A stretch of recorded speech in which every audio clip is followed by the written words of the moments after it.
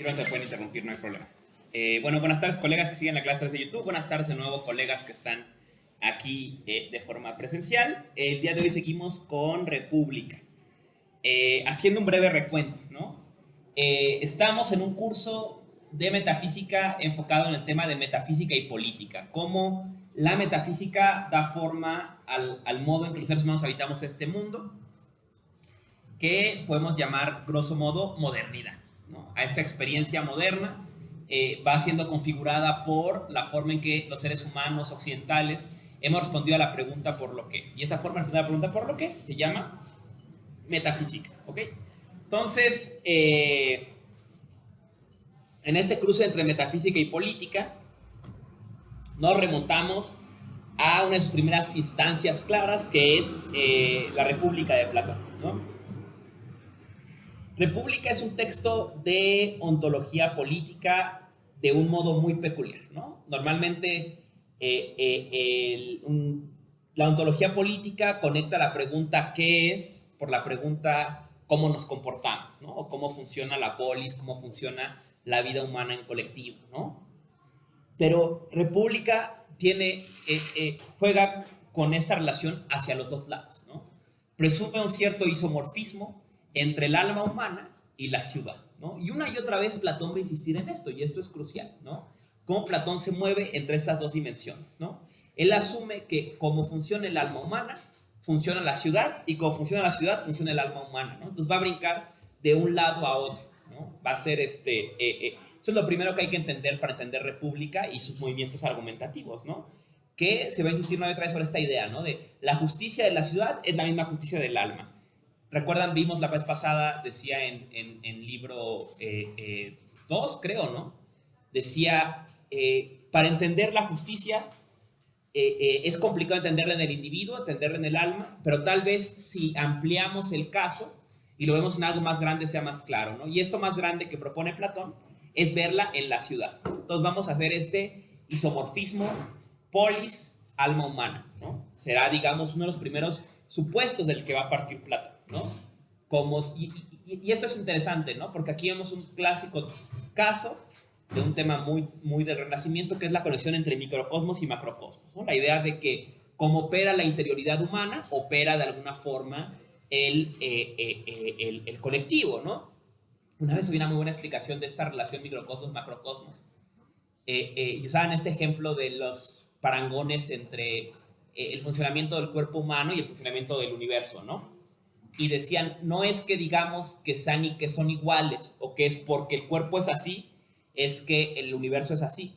Lo que suponemos es que los sistemas complejos tienden a funcionar de la misma forma, y por eso habría un isomorfismo, ¿no? O sea, no es que la ciudad sea exactamente igual a como es el alma, sino que tanto el alma como la ciudad están movidas por fuerzas parecidas, entonces tienden a comportarse parecido, ¿no? Entonces, entendamos primero que nada este isomorfismo, ¿no? Que Platón parte de este isomorfismo, de la idea de que el alma humana es como la ciudad y la ciudad es como el alma humana, ¿no? Y entonces va a permitir este salto. Luego está el otro tema de la justicia, ¿no? De Dicaiosine, ¿no? Y está básicamente la relación entre justicia e injusticia, y la ventaja que hay en la justicia y la desventaja en la injusticia, ¿no? Primero, el libro 1 lo va a pensar para el individuo, el libro 2 va a decir, para entender el tema de la justicia hay que ampliarnos a la ciudad completa, y más o menos para el libro 4 va a haber un intento de regresar al individuo y de entender la justicia ahora otra vez en el alma de la persona, ¿no? Este juego, ¿no? Decíamos que es curioso porque otra idea o otro supuesto de Platón va a ser que la injusticia es lo que tiende a la disolución y la justicia es lo que tiende a la unidad, ¿no? Esto es muy claro en la ciudad, ¿no? Es la injusticia la que lleva a que los colectivos se disuelvan, ¿no? Usa el ejemplo de los injustos, ¿no? Dice, hasta en los injustos debe haber algo de injusticia porque son capaces de obrar en colectivo, ¿no? Debe haber una cierta tendencia a la reunión, ¿no? Y la injusticia es esta tendencia a la disolución, ¿no? Y por otro lado, y aquí van a ver dónde está el truco platónico, que ahora que he reconocido ahora leyendo esto, ¿no? Que pueden ver, es, en otros términos, la injusticia está conectada a la multiplicidad y la justicia está conectada a la unidad, ¿no? Y habría, pues, en el proceso de buscar justicia, un proceso hacia la reunión, hacia reintegrar lo múltiple y tender hacia lo uno, ¿no? Entonces, no sé si empiezan a percibir cómo se van mezclando política, ética y ontología, ¿no? Adelantándoles brevemente. ¿A dónde quiere llegar Platón? A la teoría de las ideas. ¿Y qué es la teoría de las ideas? Es una teoría de las unidades, ¿no? Contra la multiplicidad, ¿no? Y vamos a ver esto aparecer en el libro 10 y será el tema, digamos, central de esta clase, ¿no? Entonces, ¿no? Tenemos estas dos ideas presentes, el tema del isomorfismo entre polis y alma humana, ¿no? Tenemos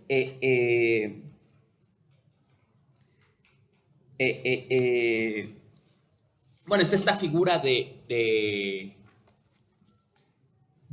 está en la pregunta de quién debe gobernar la ciudad, ¿no? ¿Quién debe estar al frente de la ciudad?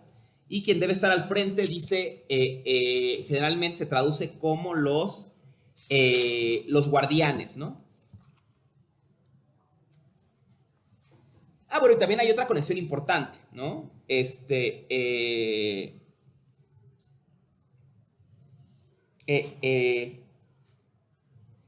Que el justo, dice, estamos en 324a, dice, el justo por ende será feliz y el injusto desdichado. Entonces está también conectado a felicidad. Pero saben lo complejo esta palabra en el griego, ¿no? Dice en griego, omen, dikaios, ara, eudaimon, o de adikos, adlios, ¿no?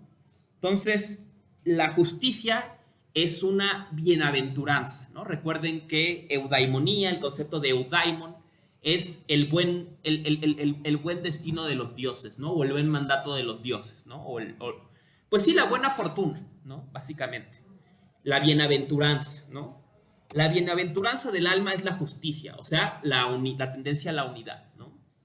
Decía, forzando un poco el texto, ¿no? Que podríamos también decir que desde este tema de la justicia, la República es un texto político, es un texto ontológico, un texto ético, pero sería fundamentalmente un texto religioso, ¿no? Un texto que lo quiere pensar es el religar, el volver a la unidad, ¿no? Y que sería este móvil religioso el que atravesaría a este texto de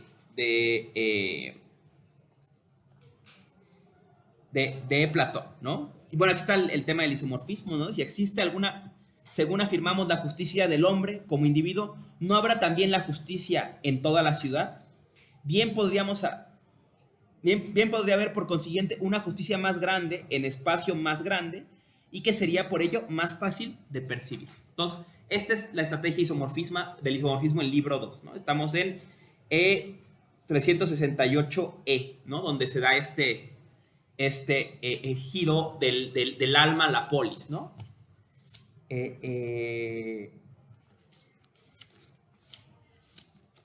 Y para entender cómo funciona esta polis, cómo debería funcionar el alma, vamos a intentar cómo debería funcionar la polis, ¿no? Y aquí dice Platón, pues, como veíamos, construyamos en el pensamiento las ciudades de sus fundamentos, ¿no? Veíamos que lo que va a proponer Platón es una utopía, ¿no? O sea, una ciudad ideal, ¿no? Tema que veremos también reaparecer en el inicio del libro 5, ¿no? Entonces sigue este recorrido ahora hacia la polis, pero no perdamos de vista que lo que estamos queriendo explicar en última instancia es que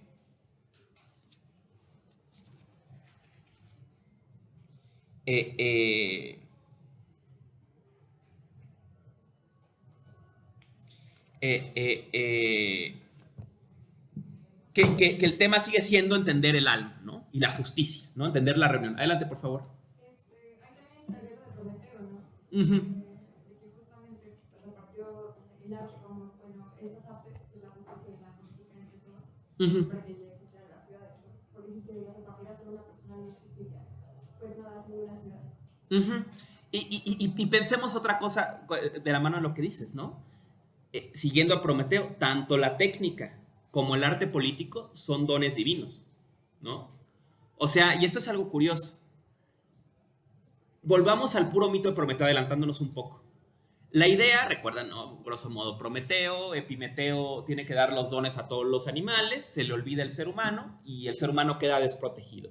Entonces su hermano le ayuda y roba el fuego de los dioses, que es la habilidad técnica, ¿no? Y entonces se la da a los humanos, ¿no?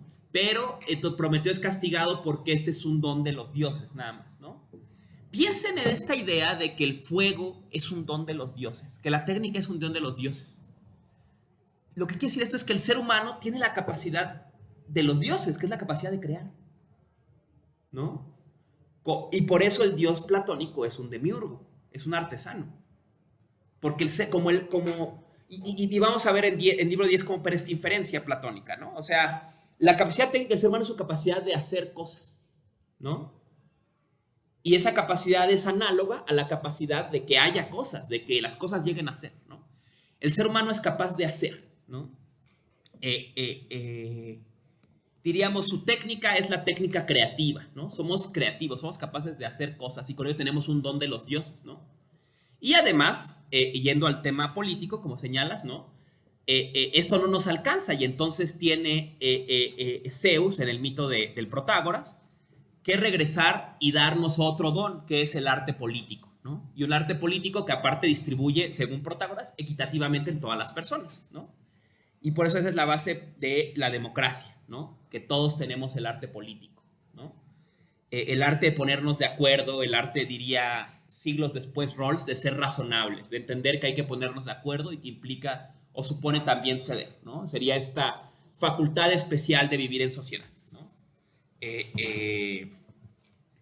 Entonces, bueno, pero dejemos tu pendiente, va a quedar claro hacia el final el tema del Prometeo, pero muy buena referencia. Entonces, después de esto, ¿no? Libro 3 va a abordar la crítica a los mitos tradicionales, ¿no? Libro 3 y libro 3 justamente se va a ir en la crítica a los poetas, ¿no? Bueno, en el tema de la educación y la idea de que pues la censura a los poetas, ¿no? La idea de que la importancia de la necesidad de crear nuevos mitos, ¿no? Sobre eso, ¿no? Quiero regresar a un pasaje que era justo el que no encontraba la vez pasada. ¿No? El libro 3 empieza listando todo lo que hay que borrar de la poesía, ¿no? Y es básicamente, el problema es que los poetas son artistas y en su capacidad artística usan una técnica imitativa. O sea, en su poesía copian cómo es el mundo actual, ¿no? Diríamos, ellos son un arte que imita la vida, ¿no? Y por eso los dioses de Homero y Hesiodo son violentos, son infieles, son iracundos, porque están emulando a la humanidad, ¿no? Pero dice Platón, la poesía no debe ser imitativa, debe tender hacia ideales, ¿no?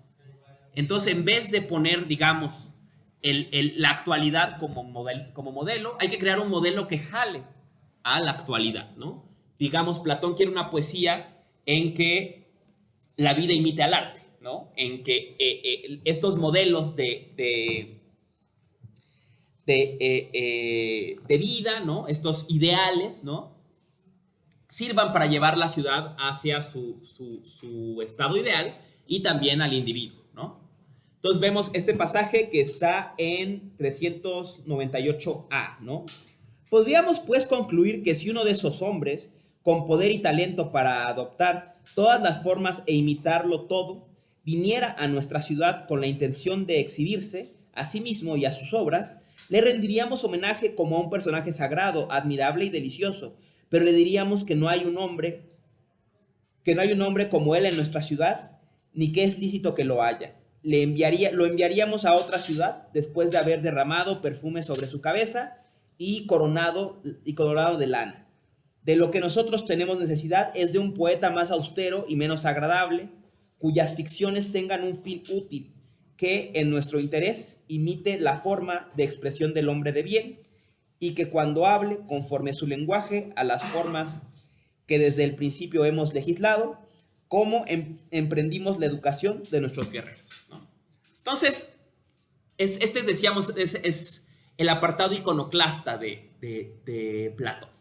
Platón quiere tirar los mitos griegos a la basura, ¿no? Quiere desechar esta tradición imitativa del mundo griego y quiere fundar una nueva polis, y para fundar una nueva polis hay que fundarle en nuevos mitos, en nuevas ficciones, ¿no?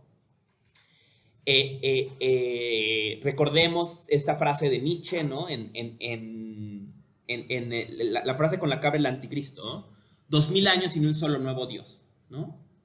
Es necesario inventar una nueva ficción, piensa Platón, ¿no? La ficción anterior, la ficción de Homero y Hesíodo, es una ficción imitativa que reproduce los vicios de la vida de lo múltiple, de la vida humana, y necesitamos una ficción ideal que tienda a la justicia, entonces que tienda a la unidad, ¿no? Entonces, por eso hay que expulsar al poeta, ¿no?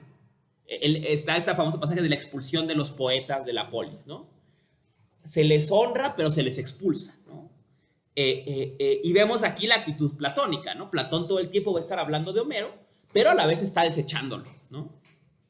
O sea, todo el tiempo va a estar Homero y Hesíodo en su poesía, pero en sus diálogos, pero a la vez va a estar, pues justamente, como decía, ungiéndolo de perfume y a la vez corriéndolo, ¿no? Entonces da esta expulsión de los poetas, ¿no? Esta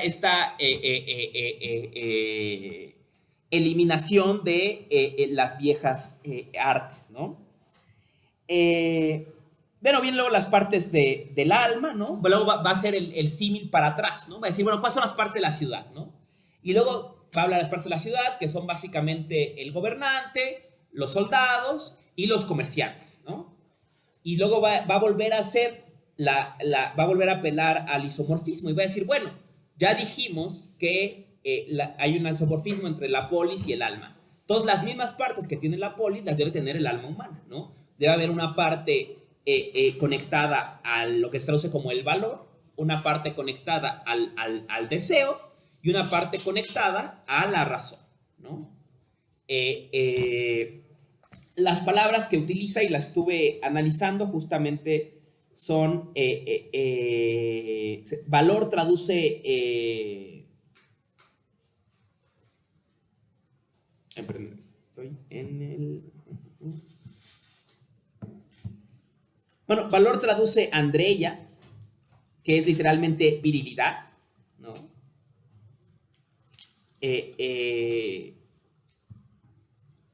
Podríamos decir, otra vez forzando el texto, ¿no? ¿Piensas Platón funda una sociedad patriarcal? Pues no, porque él quiere someter a la virilidad, ¿no? La virilidad misma está sometida, ¿no? La andreia, la facultad del macho, ¿no? Digamos, ¿no? Que se traduce como valentía o valor en los textos, ¿no? Que es virilidad literalmente, ¿no? Luego está o digamos la virtud del alma, o la virtud de la parte de la parte volitiva, de la parte del timos, es la valentía, ¿no? Es la virilidad, digamos, ¿no? La virtud de la parte racional es la sofía, o sea, el conocimiento, y sobre todo el conocimiento superior, o sea, el conocimiento de la unidad, y la frónesis, ¿no? La prudencia. ¿Saben? Esta palabra pues, ha sido sobremanera discutida, suele verse como saber práctico, pero justo encuentro mis notas de ese pasaje. Estuve investigando, ¿no? Las etimologías del término, ¿no? Y justamente frónesis está conectada con frón, que tiene que ver con cabeza, con la mente, ¿no? Literalmente es usar la cabeza, ¿no? Usar la mente, pensar, ¿no? Tener la mente clara, ¿no? Y la facultad o la virtud de la parte sedativa, la trata de la palabra, es la sofrosine, ¿no? Que si se fijan está formada igual, ¿no? Sofrosine, ¿no? También es algo de la cabeza o del alma o del pensamiento. Y es literalmente el pensamiento seguro. Sofrosine es el pensamiento seguro. Entonces, tiene que ver básicamente con la moderación, ¿no? Con no ponerte en riesgo por el deseo. Pensemos en el ejemplo de Platón de las partes del alma que veíamos la vez pasada, ¿no? La sofrosine se refleja en cuando tú deseas algo, pero no lo haces porque sabes que está mal, ¿no? Por ejemplo, el agua envenenada. Sabes que está contaminada, pero tienes sed, ¿no? Entonces, la sofrosine, la virtud de esta parte del alma, es pensar seguro, literalmente, ¿no? Decían las mamás, pensar antes de hacer, ¿no? Pensar antes de regar, ¿no? Esa es la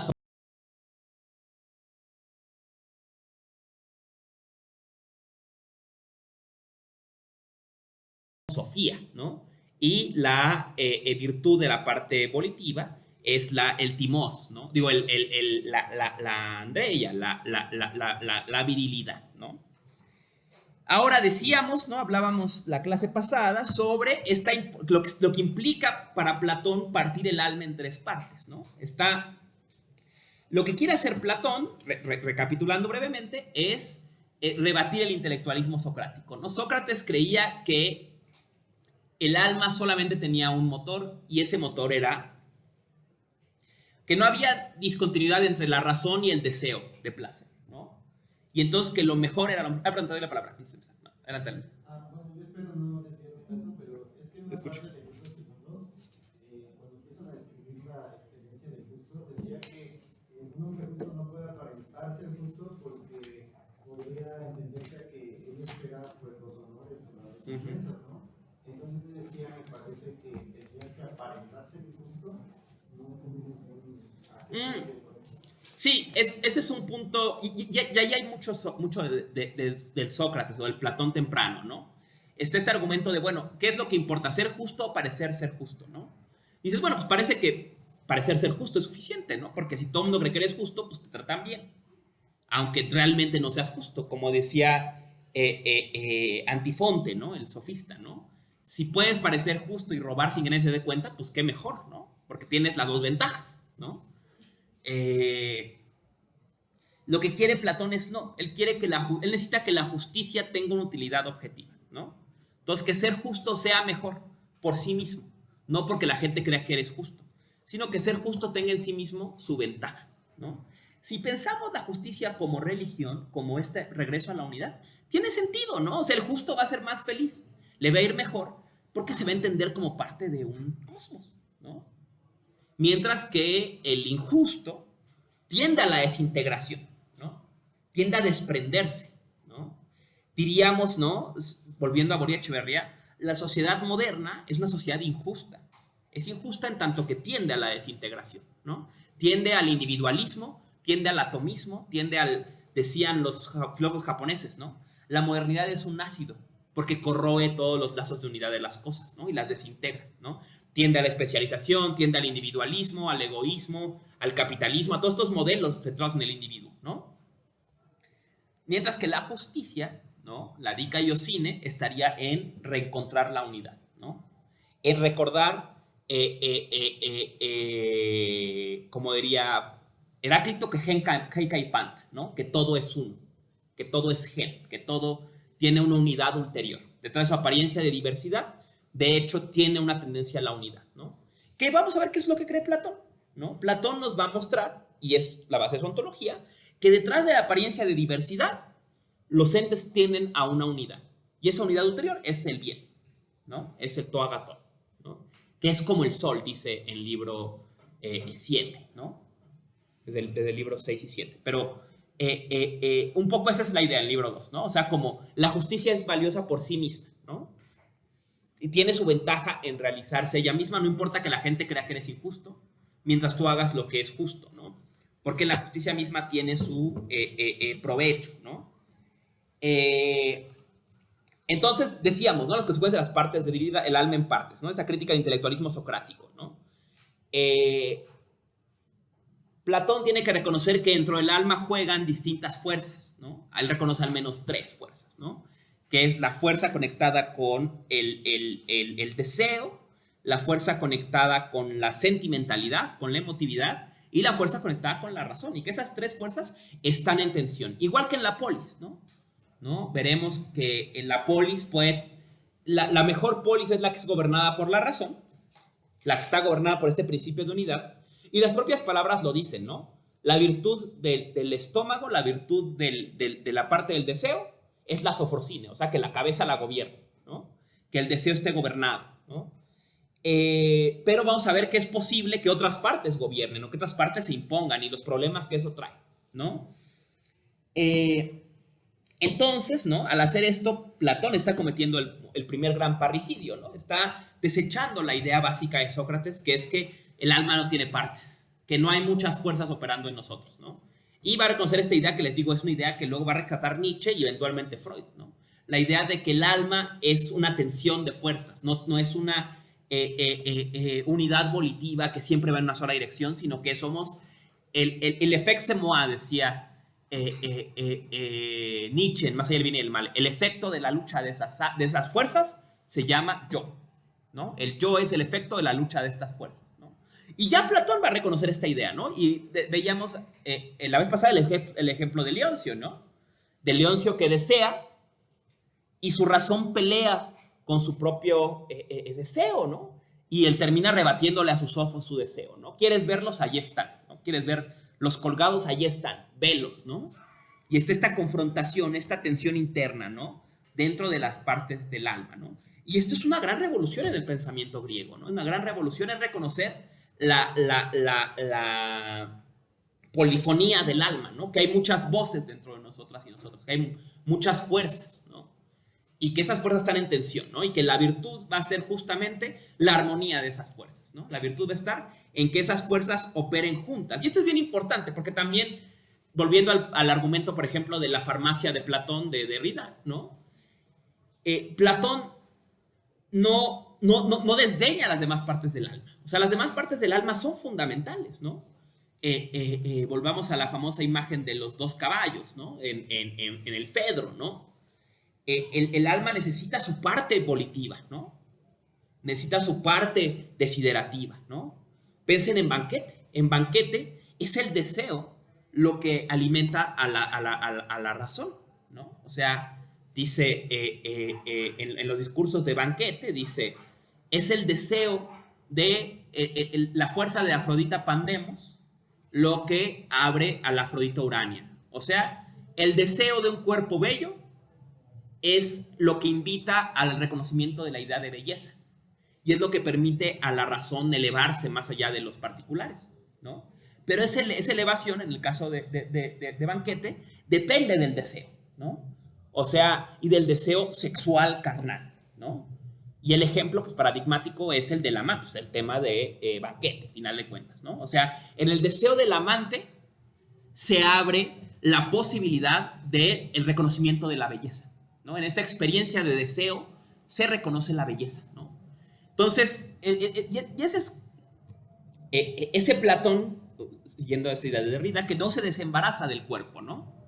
Ese cuerpo platónico siempre está ahí, ¿no? O sea, porque el alma tiene partes, pero todas las partes tienen que jugar en armonía, ¿no? Igual que en la polis, ¿no? No hay, o sea, la polis que quiere Platón no es de puros filósofos, ¿no? Y esa es la imagen que ahí se pinta de Platón. E igual, el alma platónica no es un alma puramente racional, es un alma tensional, pero en que la razón es capaz de operar. Diríamos en términos psicoanalíticos, ¿no? La sanación del síntoma viene no de la anulación de sus motivos, sino de volverlos conscientes, ¿no? O sea, diría un Platón psicoanalista, el chiste no es que te divorcies de tu parte volitiva, de tu parte desiderativa, es que las reconozcas, que las entiendas, ¿no? Que digas, deseo, ¿no? Esto es un deseo, esto es un impulso, ¿no? Y piensen, esto es base incluso en tratamiento psiquiátrico, ¿no? Tú tienes un problema de adicciones, el tema no es que dejes de querer, el tema es que reconozcas que tienes un deseo, o sea, que lo puedas identificar y digas, espérate, esto es un impulso, y ese impulso va a pasar, entonces me voy a esperar tantito y ya no hay problema, ¿no? ¿Qué es lo que dice el psiquiatra? O sea, yo no te voy a quitar la tendencia a la depresión, yo no te voy a quitar la adicción, te voy a ayudar a que la reconozcas, ya que te des cuenta de lo que estás sintiendo, ¿no? A que te des cuenta ese impulso, ¿no? Pensemos en la parte volitiva, ¿no? No voy a hacer que te deje de dar coraje y te quieras agarrar madrazos con todo el mundo, solo te voy a ayudar a que reconozcas que hay en ti esa tendencia y cuando llegue ese impulso digas, este es un impulso, y lo puedas manejar, no necesariamente reprimir, sino manejar por lo menos, ¿no? Eso es lo que dice Platón, ¿no? dos milenios antes, ¿no? O sea, el chiste del alma o la virtud del alma está en, otra vez, la unidad. Está en trabajar al unísono. Y la razón que tiende a la unidad tiene de alguna forma que orientar a las otras partes a esta reunión, ¿no? A esta comunión del alma con su lado oscuro, digamos, ¿no? Y entre comillas, el caballo negro del Fedro, ¿no? Entre este otro lado, que también es parte nuestra, ¿no? Y es necesario reconciliarnos con ella, ¿no? O sea, Platón no nos quiere que dejemos de desear. Platón no quiere que dejemos de sentir. Platón quiere que lo reconozcamos y que nos reconciliemos con esa parte, ¿no? Esa es la virtud del alma, ¿no? La virtud del alma está en esa posibilidad de reconciliarse, de religarse con sí misma, ¿no? Con sus propios impulsos, con sus propios deseos, ¿no? Este Platón, un Platón muy pasional, ¿no? O sea, que a veces no lo pensamos así normalmente, ¿no? Entonces, y bueno, otra cosa interesante, ¿no? Estaba revisitando Hermenéutica del sujeto de Foucault y habla justamente de estos pasajes, ¿no? Dice, la pregunta la hermenéutica del sujeto, dice él, está plasmada en la frase del oráculo de Delfos, conócete a ti mismo, ¿no? Pero dice, en Grecia, conócete a ti mismo significaba cuida de ti, ¿no? La hermenéutica del sujeto es la idea de que no solamente hay que conocer el sujeto como algo abstracto, independiente, como un objeto de estudio, sino como nosotras y nosotros mismos, ¿no? Implica un proceso de purificación, de reconciliación, ¿no? Algún proceso sobre nosotros mismos, ¿no? Que es lo que él llama el cuidado de sí, ¿no? Y dice, la filosofía moderna se olvida, piensa al sujeto de forma abstracta y olvida el cuidado de sí, ¿no? Mientras que la filosofía griega, conócete a ti mismo, es ocúpate de ti mismo, ¿no? Y usa el ejemplo de Sócrates y el ejemplo de Platón, ¿no? Y aquí podríamos ver operando la hermenéutica del sujeto, ¿no? La epimeleias, ¿no? El cuidado de sí, ¿no? Del que habla Foucault, ¿no? O sea, Platón no quiere, nada más está inventando una polis o desarrollando conceptos, está invitándonos a los herramientas para que nos reconciliemos con nosotros mismos, ¿no?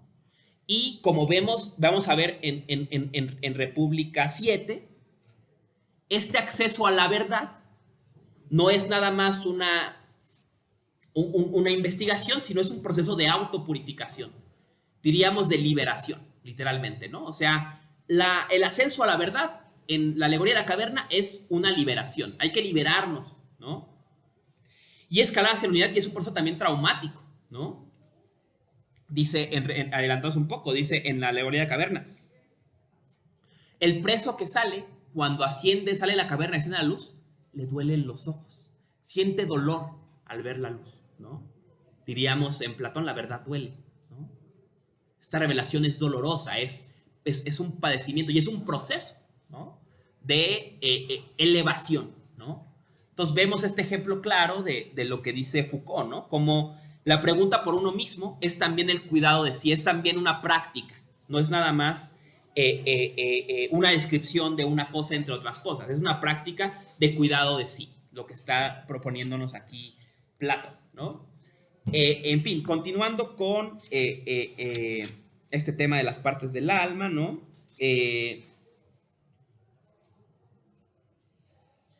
Está luego el pasaje hacia 471c, que es sobremanera interesante, ¿no? En que otra vez vuelven al tema de la polis y a cómo debería funcionar la polis, ¿no?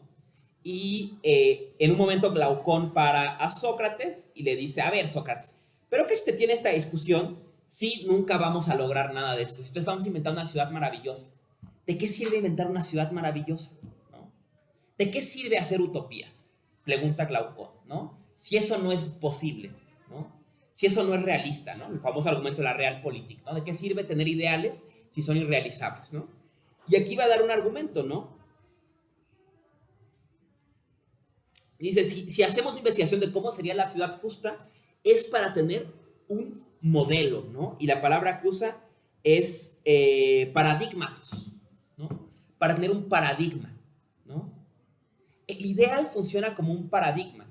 Y ahora hemos usado y abusado la palabra paradigma hasta el cansancio, sobre todo después de Kuhn, pero el término paradigmatos en griego, por ejemplo, tiene que ver con los modelos de la artesanía y de la escultura, ¿no? Digo, de la costura, por ejemplo, ¿no?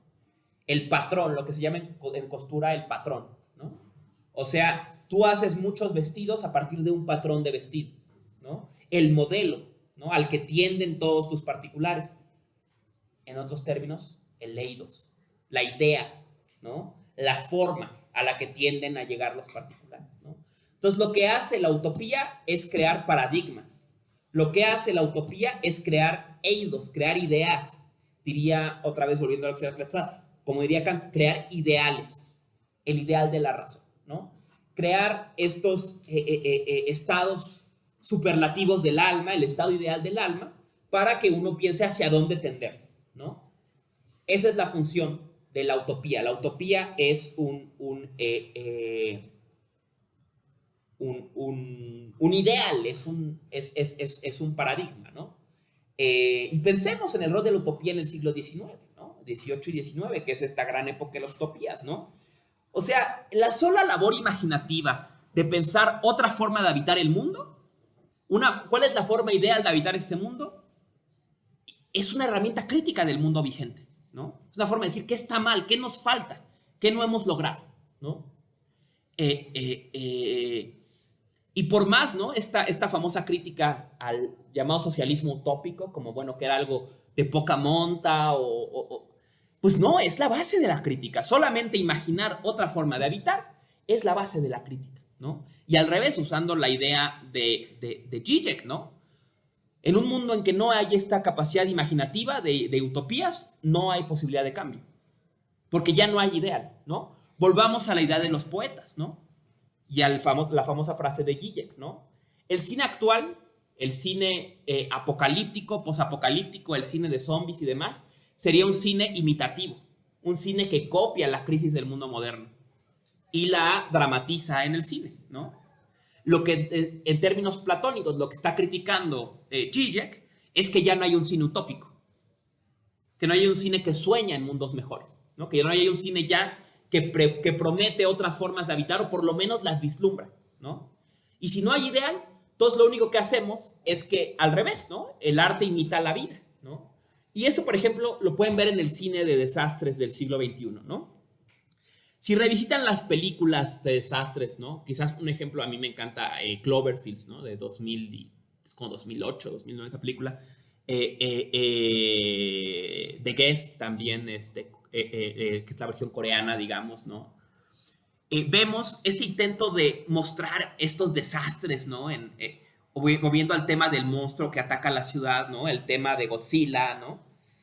Pero cuando lo hace, estas ciudades o estos desastres recuerdan a los desastres que ya conocíamos en el siglo XXI. O sea, al ataque a las Torres Gemelas, al tsunami de 2004 en Indonesia, ¿no? O sea, por ejemplo, vemos y eventualmente a la pandemia, ¿no? Vemos las carpas del ejército instaladas, o sea, vemos estas imágenes y los críticos de cine lo han dicho, ¿no? El cine posapocalíptico tuvo que evolucionar en el siglo XXI porque se volvieron comunes sus imágenes en los noticieros. Entonces tuvieron que hacer que recordaran, ¿no? Incluso muchas de estas películas van a usar como estrategia narrativa el noticiero, ¿no? Entra un personaje y en la tele están las noticias contando lo que pasó, ¿no? Porque es la forma en que atestiguamos el desastre, ¿no? En Godzilla nunca pasa esto, en King Kong nunca pasa esto, porque no existían esas experiencias, ¿no? En cambio, el siglo XXI tiene que emular en sus desastres ficticios los desastres que ya eran cotidianos, ¿no? Y la famosa crítica, ¿no? El cine moderno es más capaz de imaginar el fin del mundo que un mundo mejor. Podría interpretarse en términos platónicos como es más capaz de imitar en la crisis del mundo moderno que de poder desarrollar un ideal, una utopía, un modelo, ¿no? Un paradigma de cambio, ¿no? Lo que quiere Platón entonces es un paradigma, ¿no? Un paradigma para el alma, un paradigma para el individuo y un paradigma para la ciudad, ¿no?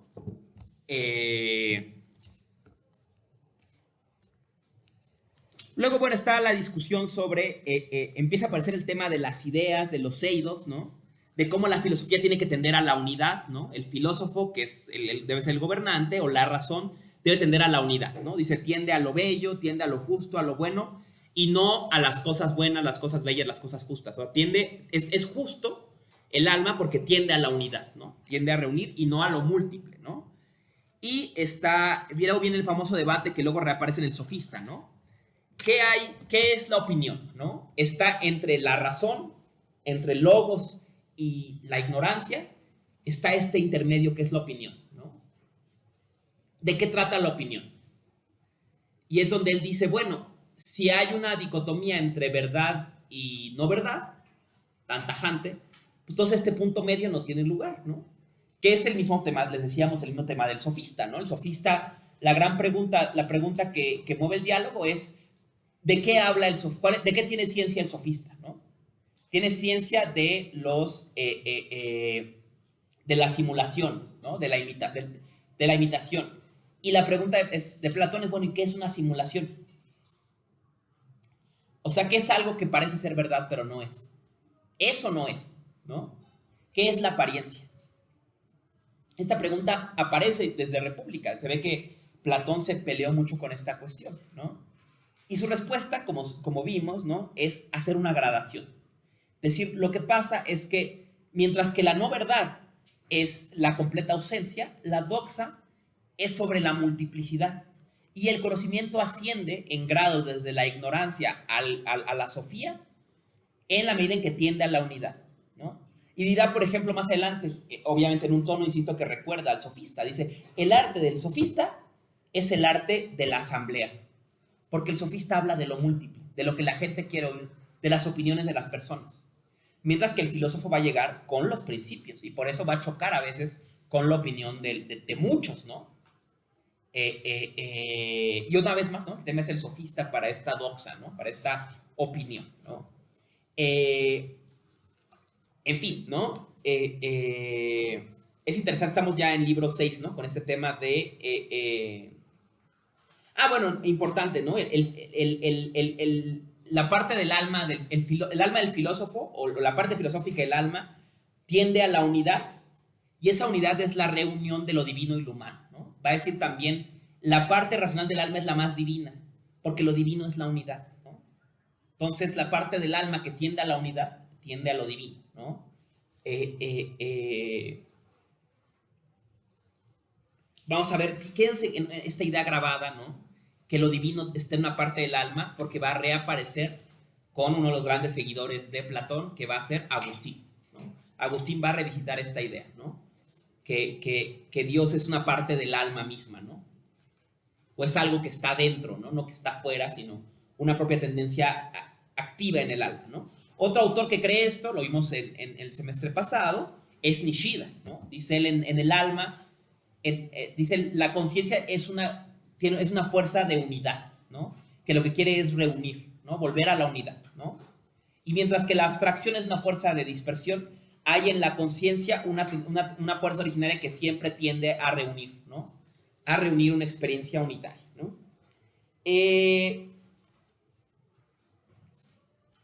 Bueno, ¿no? El filósofo es el maestro el sofista es el hombre de la asamblea, el hombre del teatro, porque es el hombre de lo múltiple, ¿no? Mientras que el filósofo tiende siempre a la unidad, ¿no? A los principios, a los paradigmas, a los eidos, ¿no?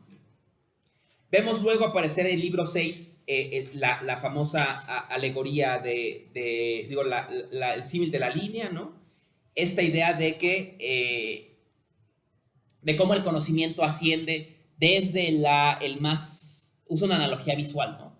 Desde lo más oscuro, lo menos claro, hasta la luz misma, que es la verdad y que es el toagaton, ¿no? Habría esta gradación de la verdad, ¿no? Insisto, estamos hablando de una gradación para dar razón de los niveles de conocimiento, o sea, sí tendría, en este texto el sofista tiene un conocimiento de lo que cree la gente, no de lo que es, sino de la opinión de lo múltiple, de la multiplicidad, ¿no? Y el filósofo tiene un conocimiento superior, digamos, porque tiene un conocimiento de la unidad, ¿no? O la filosofía tiende hacia esa unidad, ¿no?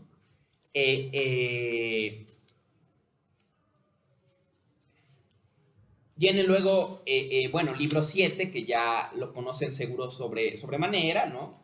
Que es la alegoría de la caverna, ¿no? Esta idea de que imagínate que los seres humanos somos como presos atrapados en una cueva, y en esa cueva vemos unas personas están moviendo unas marionetas contra el fuego, que proyectan unas sombras y nosotros creemos que esas sombras son las cosas reales, ¿no? Estas sombras son lo múltiple, ¿no? E imaginemos que uno de estos presos se libera y en este liberarse escapa de la cueva. Y entonces empieza un proceso de epimeleias, ¿no? De cuidado de sí, ¿no? Diría Foucault. O sea, empieza a ascender, ¿no?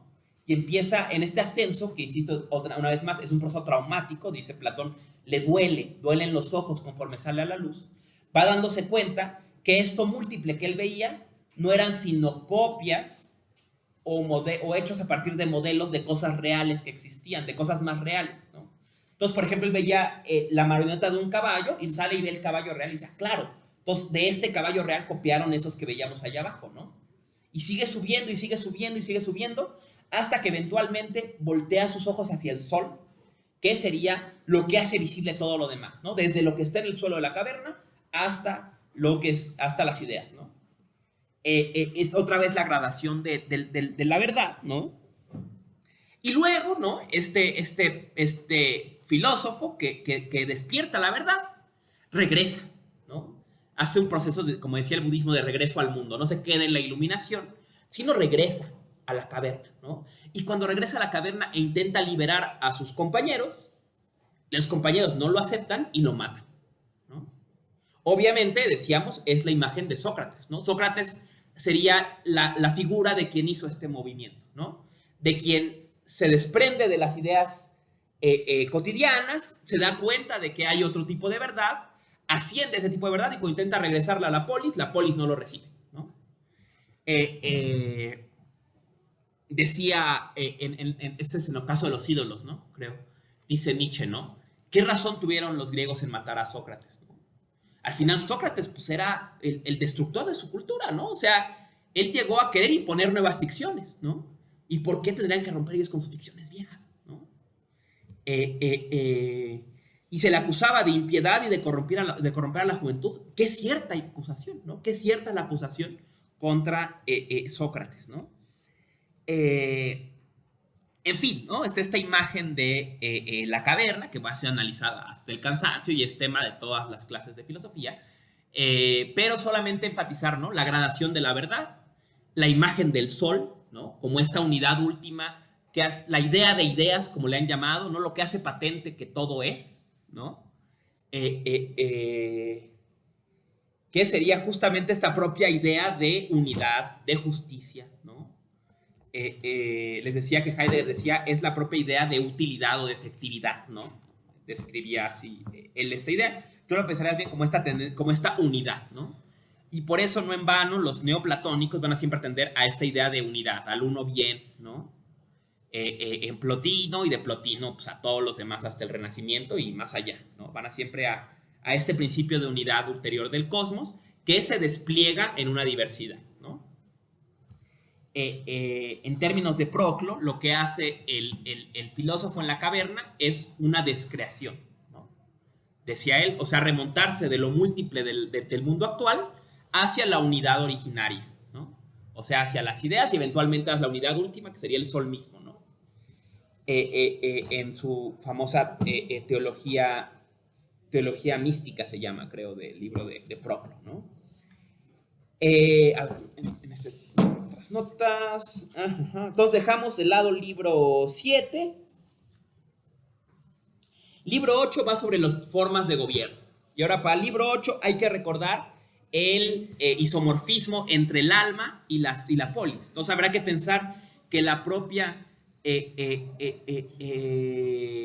virtud o las formas de gobierno responden también a las formas o a los comportamientos o a los caracteres o a las patologías, como le quieran describir.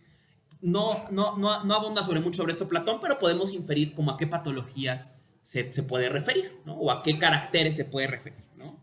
Obviamente, el ideal para la polis y el ideal para el alma es lo que él llama la aristocracia, ¿no? Cuando gobiernan los aristos, los mejores, ¿no? ¿Quiénes son los mejores? Los filósofos. Y los filósofos lo que hacen es que permiten que todos los demás operen, pero gobernados, digamos, ¿no? O sea, no es que la polis de Platón sea una ciudad de filósofos. Es que la filosofía o la razón o esta tendencia a la unidad y a la justicia se impone sobre el deseo y sobre la voluntad, ¿no? Hablábamos de ejemplo de la sofrosine, ¿no? No es que no quieras, sino es que pienses lo que quieres, ¿no? Que quieras con cuidado, que quieras de forma segura, ¿no? Esta sería la aristocracia, ¿no? De ahí dice, cuando la aristocracia se disuelve, ¿no? Es reemplazada por la timocracia. La timocracia es un gobierno en que el poder pasa a la parte volitiva o voluptuosa del alma, ¿no? A la parte que lo que quiere es honor, poder y honor, ¿no? Y este gobierno pues tiene esa desventaja de que no tiene límites, ¿no? Y esto es muy claro, ¿no? O sea, yo creo que sin duda la política moderna puede entenderse mucho a la luz de la timocracia, ¿no? Solemos tener, y me parece erróneamente, la idea de que los políticos son pragmáticos o son racionales, cuando muchas veces están movidos por móviles completamente irracionales. Están movidos por deseos. ¿Deseos de qué? De honor, de ser vistos, de ser aplaudidos, ¿no? Y son capaces de sacrificarse a sí mismos, sacrificar sus familias, sacrificar todo a cambio de ese deseo de poder, ¿no? Aunque eso los destruya en el camino, ¿no? El paradigma de este personaje, el hombre, digamos, la persona, el aristócrata o la persona aristocrática o que vive, o su alma funciona como la aristocracia, sería la persona sana, que es capaz de aceptar sus deseos, que es capaz de aceptar sus voliciones, pero reconocerlas también, ¿no? La persona timocrática es Aquiles, ¿no? Aquiles, que está dispuesto a sacrificar su vida y su felicidad solo por ser recordado, ¿no? Recuerdan este episodio de la Ilíada, ¿no? Puedes quedarte en tu isla, tener a tus hijos, tu familia, pero nadie te va a recordar. O vete a Troya, donde vas a morir, pero vas a ser recordado. Y Aquiles decide irse, ¿no? Entonces, el paradigma es Aquiles, ¿no? O cualquier político, ¿no? Que son capaces de sacrificar todo, incluso su familia, a cambio de, y ellos mismos, su bienestar, su salud, su felicidad, ¿no? A cambio de esto, ¿no? Decía un comediante ahora que ganó Trump, ¿no? Hablaba mucho, decía, Trump es el primer político que cuando se hizo presidente tuvo que vivir peor, ¿no? O sea, seguro la casa de Trump es mejor que la Casa Blanca, ¿no? Entonces tuvo que irse a una casa peor, dice, porque quería nada más ganar. Y dice, yo lo sé, porque he tomado decisiones tontas también nada más por ganar, ¿no?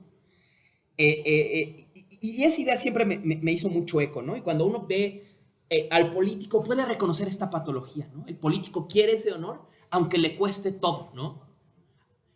Pensemos en House of Cards, en Underwood, ¿no? En un episodio, no sin spoiler, una serie tan maravillosa de un personaje cuestionable. Creo que ya cuenta este capítulo, ¿no? En que le dice a otro miembro, ¿no? Le dice, siempre creía que había hecho todo por nosotros y ahora que tengo que traicionarte para triunfar, me doy cuenta que siempre lo hice nada más por mí. Que no me importaban, ni siquiera me importabas tú, solo me importaba mi propio éxito, ¿no? Éxito entre comillas, ¿no? Aunque pues al propio personaje le cuesta todo, ¿no? Su posición como presidente, ¿no? Luego viene, ¿no? Entonces, aquí estaría la persona, no sé, la persona a cierto punto quizás, por un lado, evidentemente, narcisista, ¿no? Pero también estaría todo el espectro del síndrome de impostor, ¿no? La persona que cree que tiene que probarse a sí misma, ¿no? Que no importa que esté bien, que tiene que demostrar, está siempre en búsqueda de honores, ¿no? O sea, Aquiles no creía que era el mejor, creía que tenía que probar que era el mejor, ¿no? O sea, si creyera que era el mejor, se hubiera quedado en su isla. Pero sentía que tenía que demostrar, ¿no? Entonces, la timocracia en el alma puede ser estas patologías, ¿no? Este querer demostrarse. Y quería, por ejemplo, la mano de la ansiedad, ¿no? Este deseo de mostrar que tú puedes, que tú eres el mejor, que tú tienes que cumplir, que tú tienes que hacer, que tú tienes que todo esto, ¿no? Luego viene, ¿no? Cuando la timocracia degenera, el gobierno pasa a manos de la parte del deseo, y entonces esto en política se vuelve la oligarquía, ¿no? En que gobiernan los comerciantes, y lo que interesa es la ganancia, ¿no? En el caso del alma, evidentemente, bueno, está la avaricia, ¿no? Evidentemente como este deseo insaciable, pero podríamos pensar cualquier dimensión del deseo, ¿no? Toda la gama de las adicciones, de los impulsos insertos aquí, ¿no? En este momento cuando la parte del deseo se sobrepone a la parte racional, ¿no? Se impone sobre sí, ¿no? Y le hemos vivido esta experiencia cuando tomamos decisiones en nuestra contra a sabiendas, ¿no? O sea, sabes tú las consecuencias y aún así decides correr ciertos riesgos, ¿no?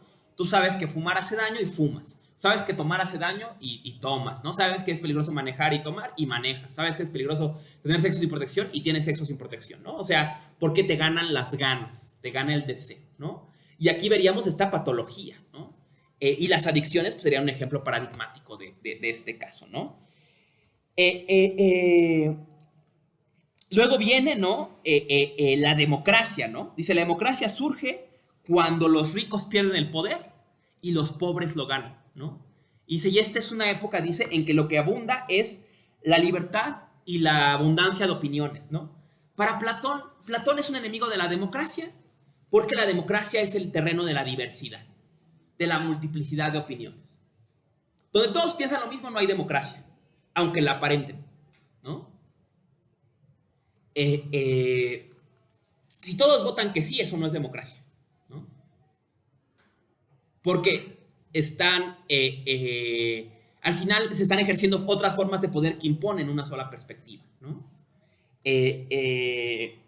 Claro, es una generalidad lo que digo, ¿no? Pero entonces la democracia sería básicamente un campo de burda anarquía, ¿no? O sea, en que no se va a ningún lado, ¿no? Claro, recordemos que Platón tiene un trauma con la democracia. Platón está afectado por la experiencia de la democracia ateniense, ¿no? Que como decíamos la vez pasada, la democracia ateniense no es el resultado de avances políticos, sino la pérdida de la asociación de gobernantes en Atenas, ¿no? Entonces, literalmente, tuvieron que decir entre todos porque no había nadie más que decidiera, ¿no? Hay una pérdida de centro, ¿no? La sociedad ateniense de la época posterior a las guerras médicas es una sociedad sin centro, literalmente, ¿no?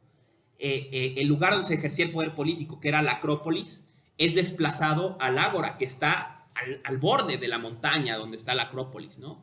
Y es el sitio donde, pues la Acrópolis es nada más el Ágora es nada más un techo, ¿no? Es una techumbre donde se juntaban, intentaban llegar a acuerdos. Y esos acuerdos siempre eran parciales, siempre estaban movidos por deseos y básicamente todo el mundo opinaba, ¿no? Luego viene uno muy interesante. Bueno, ¿cuál creen ustedes que es la patología del demócrata, ¿no? ¿Cuál es el alma democrática, ¿no? No sé, la errática, inestable, ¿no? Que un día va a un lado y otro día va a otro, que un día se impone la razón y otro día se impone el deseo y otro día se impone el deseo de honores, ¿no? No sé, esta patología sería interesante. Quizás el nihilismo también, ¿no? Una actitud nihilista, quizás incluso autodestructiva, ¿no? Refleja esta idea de, es que no hay a dónde ir, no importa, ¿no? Patos democrático del alma, ¿no? La importancia de la libertad individual, ¿no? Dice, el demócrata lo que le importa es la libertad del individuo, ¿no? Luego está la tiranía, ¿no? Es muy interesante su análisis de la tiranía porque es un análisis que luego va a recordar a todos los análisis del fascismo que se hacen en el siglo XX, ¿no? Dice, la tiranía viene después de la democracia, ¿no? Cuando la democracia falla, los ricos no tienen poder para imponer una oligarquía, los pobres no logran imponer un poder a través de la democracia, y entonces impone un individuo que explota el odio de unos a otros.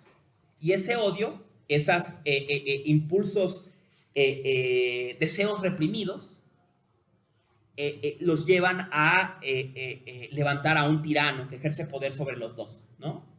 Aquí podemos pensar pues, en los procesos de dictaduras en América Latina, ¿no? En que son estos gobiernos nacionalistas revolucionarios que no van a dar no van a dar gobiernos tecnócratas ni gobiernos socialistas, sino van a darle un poquito a los dos y van a mover mucho el lado de la emotividad, ¿no? Como el propio Mussolini decía, ¿no? El fascismo no es una teoría, es una sensación, es una emotividad, es un sentimiento, ¿no? Es un sentimiento de coraje, ¿no? Y estas políticas tiránicas son políticas de la emotividad, ¿no? De la importancia de la emotividad, ¿no? y de los deseos reprimidos, ¿no? Y bueno, es evidente, ¿no? En los análisis de las... Decía, por ejemplo, Hannah Arendt, ¿no? En Orígenes del Totalitarismo, dice, una de las bases de los gobiernos totalitarios es el terrorismo. Dice, son políticas del terror, pero le da una nueva análisis a esta frase. Dice, el temple de ánimo de las bandas fascistas es el miedo, por el miedo que ellos tienen. El fascista tiene miedo, parte de un miedo. ¿Cuál? Que hay una amenaza externa, que tiene una gran conspiración en contra de ellos, y que entonces ese enemigo está preparándose para hacer algo y que él tiene que actuar primero, ¿no? Es evidente, este es el tema de la famosa conspiración judía, ¿no? Entonces dice, los alemanes estábamos frustrados por todo lo que había pasado después de la Primera Guerra Mundial, y entonces se crea esta ficción de que todo es culpa de los judíos y que además ellos son una amenaza y que todo lo malo que nos ha pasado es culpa de ellos y que si no nos hacemos algo ahora va a ser peor, ¿no? Y ahora vean cómo el relato fascista contemporáneo gira también alrededor de las teorías de conspiración, ¿no? Del QAnon y de Epstein y todo este pedo, ¿no? O sea, tiene que crear todos estos relatos. ¿Qué es lo que siente? Y eso es interesante, este análisis que hace Hannah Arendt, ¿no? ¿Qué es lo que en el fondo siente el fascista? Miedo. Y actúa desde el miedo, ¿no? Y por eso actúa con violencia, porque es la reacción de luchar o huir. Tiene miedo a un enemigo ficticio, ¿no? Y lo que los unen son relatos de terror. O sea, dice Hannah Arendt, la identidad que los reúne es un relato de terror, ¿no? Del otro es una amenaza, el otro te va a hacer, y aparte una reducción de ese otro, ¿no? Esa es muy típica del fascismo, ¿no? Antes y ahora, ¿no? Trump a todos los volvió antifas, ¿no? Todos los enemigos son antifas, ¿no? Aunque está hablando de una gama inmensa de espectros, del espectro político, con un montón de posiciones y opiniones, todos son lo mismo. Igual que en tiempos de Hitler todos eran judíos, ¿no? Igual que en tiempos de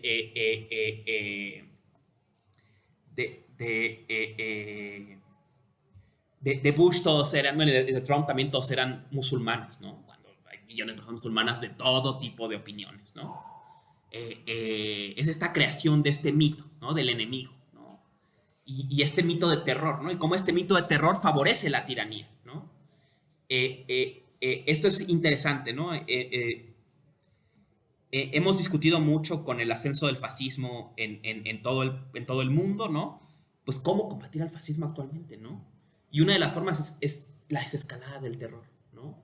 O sea, el fascista quiere que tengas miedo, ¿no? Quiere que sientas miedo, ¿no? Y una de las formas de combatirlos es desescalando ese terror, ¿no? O sea, se hablaba, por ejemplo, de la estadística de cuando fue el voto del Brexit, ¿no?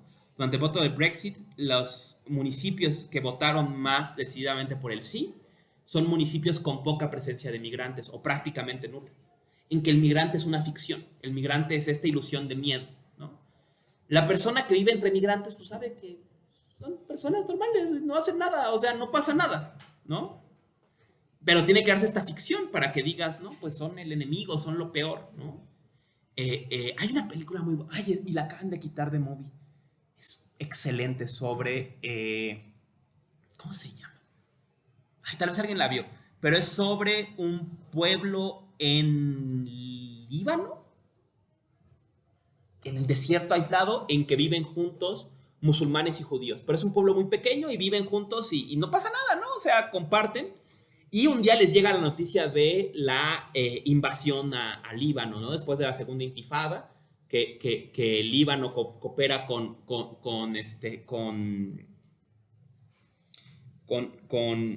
la resistencia palestina, pues entonces entran las fuerzas israelitas a Líbano, y entonces es muy interesante porque el tema es que de pronto a ellos les llega la guerra a su pueblo y como que ni la entienden, ¿no? O sea, porque es como, güey, pero toda la vida hemos vivido juntos, o sea, ahora resulta que somos enemigos, pero ¿por qué? O sea, y es un poco como y sin spoilearla, hay una parte genial, ¿no?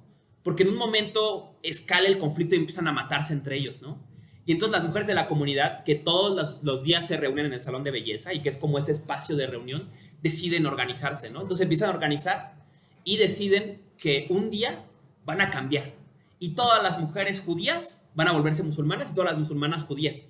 Entonces despierta el marido y está la esposa está rezando y le dice, no, es que no puedes comer esto porque esto está prohibido. Y le dice, ¿pero qué te pasó? Y dice, no, pues para que veas que somos iguales, ¿no? Y al revés, ¿no? Llegan los musulmanes, su esposa ahora son judías, o sea, como que tiene esta palabra de que de la noche a la mañana, y dice, bueno, pues ¿cuál era la diferencia, no?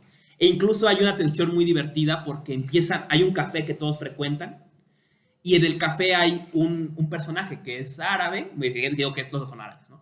Que es musulmán, y que un personaje que es judío, y se coquetean todo el tiempo, ¿no? Es evidente que están coqueteándose, y que es un centro de la comunidad, y todo el mundo va, ¿no? Van los musulmanes, van los judíos, y se reúnen sobre todo es muy bueno, la película es muy bonita, pues se reúnen desde la cotidianidad, ¿no? Entonces se van a echar chisme, no, y pasó tal cosa, están tomando café, y se ve como esa interacción muy, muy, muy fresca, ¿no? Y poco a poco en el café va escalando la tensión, ¿no? Y empiezan a sentarse en mesas diferentes, y luego ya no se pueden hablar, ¿no? O sea, es una película muy bella sobre el tema. No porque tuvo hace poco, como hace un año en la Cineteca, y estaba en Movie, pero apenas la quitaron. Muy a recordar, pero justo ilustra estos relatos de miedo, ¿no? Y cómo llega el relato de miedo. Y aparte el relato de miedo es genial, porque el relato de miedo llega porque en la comunidad logran montar una televisión, compran una antena, y la película empieza en que van caminando por el desierto para encontrar el lugar donde hay señal de la antena. Y donde hay señal instalan una tele y se vuelve el evento. Entonces todas las tardes toda la comunidad va a ver la tele, a una tele que está en el desierto. Y tienen asientos y todo, ¿no? Y es como un evento ir a ver la tele. Y ven películas y todo, y un día empiezan las noticias, y en las noticias ven el conflicto. Entonces a través de la televisión que les llegan estos relatos de miedo que ellos incluso no entienden, ¿no? Y se quedan como que... Y también un comediante que tenía un sketch muy bueno, que él hablaba de que fue a la cárcel, ¿no? Y que un día estaba en la cárcel, ¿no? Tenía poco tiempo, y él era afrodescendiente, ¿no? Y estaba en la cárcel, y de pronto se le acerca otro preso afrodescendiente y le dice, hey, dude, los mexicanos tienen botas. Y ese que dice, ¿qué? Y otro lo jala y dice, oye, los mexicanos traen botas. Dice, bueno, yo le empecé a decir a todos que los mexicanos traían botas, porque no sabía qué significaba. Y ya de pronto dice, ya que nos volvieron a encerrar, mi compañero Zelda era mexicano, ¿no? Yo le dije, oye, güey, ¿qué significa que los mexicanos traen botas? O sea, me están diciendo todos los mexicanos traen botas, ¿qué significa eso? Y le dice, es que cuando nos ponemos botas es porque va a haber una revuelta. Dice, vamos a apuñalar a unos negros y ya. Y él dijo, ¿qué? Le dijo, un momento, güey, pero tú y yo, o sea, pero si tú y yo somos amigos, ¿por qué me vas a apuñalar, no? Le dice, no, pues así es el pedo, güey, o sea. Y le dijo, pues prepárate, güey, porque los mexicanos tienen botas, ¿no? Y empieza como este tema de que él dice, a ver, espérate, pero va a haber riot, pero también aquí. Pero si tú y yo nos llevamos bien, güey, ¿no? O sea, ¿qué pasó, no? Porque también aquí vamos a tener este disturbio, ¿no? En fin, estos relatos de terror es interesante como ya Platón reconocía, ¿no? Estos movimientos políticos, ¿no? La película no se llamaba Ayani o Ajani. Algo así. ¿De qué año es? Es de 2009. Tal vez sí. Porque es relativamente reciente. Muy, muy bueno. ¿Cómo se...? ¿No está traducido el título? No. O tenía un título creo que en inglés o en español. O sea, que era como una frase. No. Lo busco. Lo voy a intentar recordar, porque seguro lo tengo por ahí en la lista. Muy, muy divertida esta película de los relatos, de estos relatos de miedo, ¿no? Y la importancia de construir los relatos de terror, ¿no? De esta política de terrorismo interno, ¿no? O de autoterrorismo, ¿no? De sembrar esta idea del terror como la base de la tiranía, ¿no?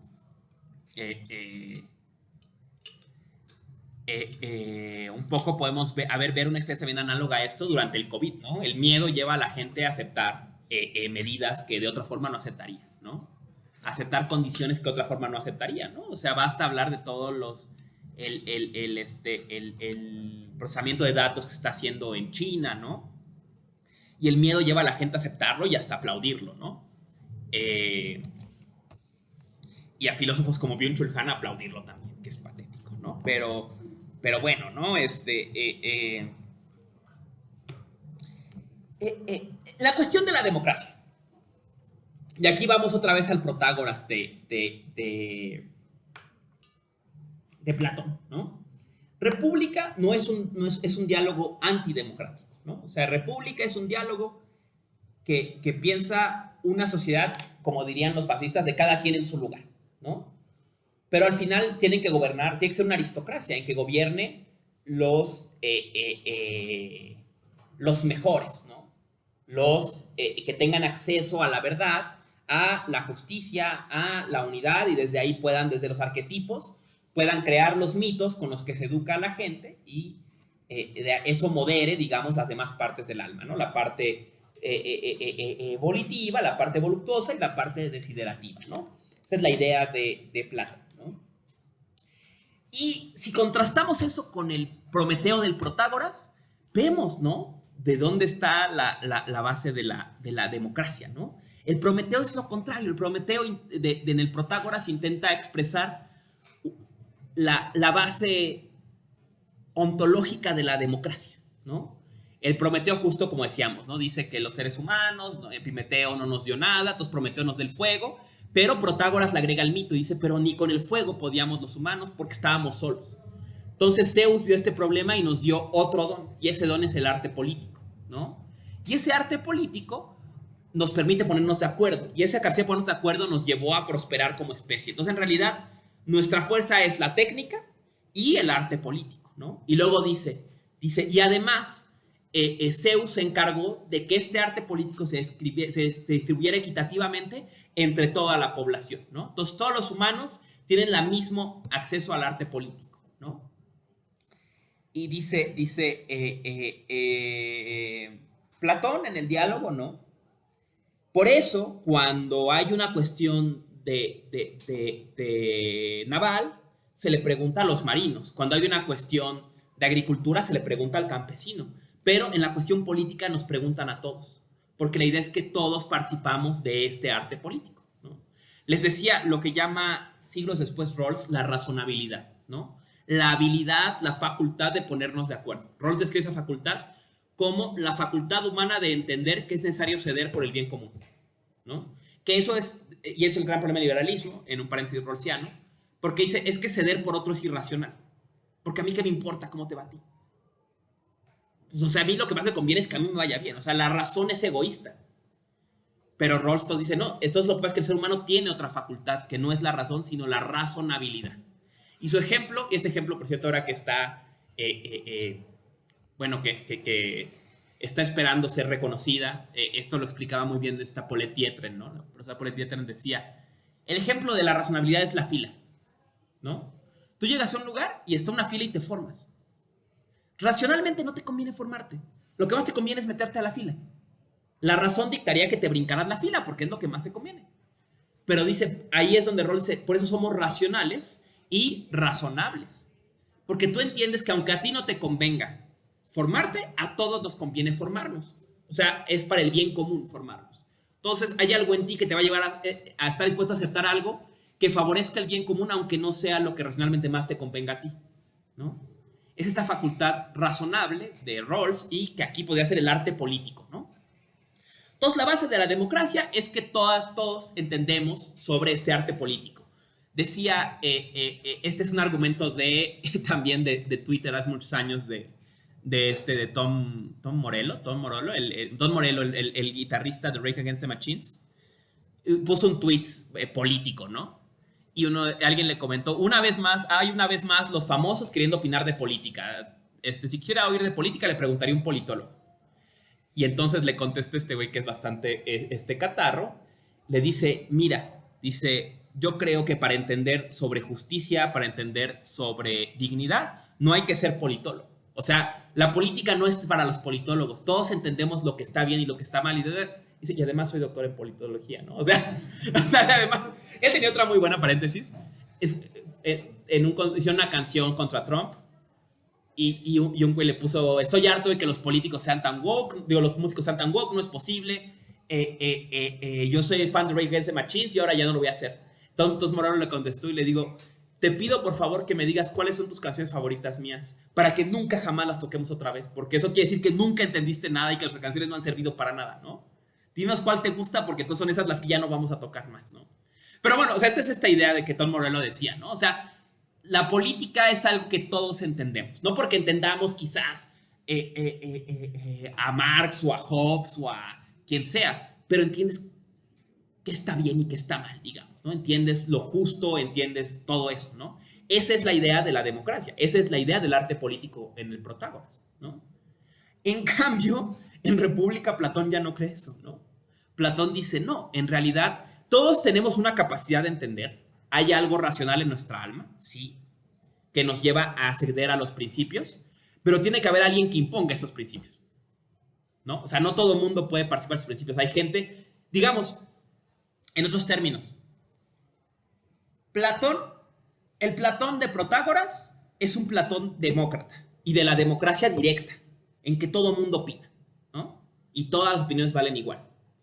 El Platón de República es un Platón que legitima al político profesional. O sea, mientras que en Protágoras no hay especialista en política, en República sí.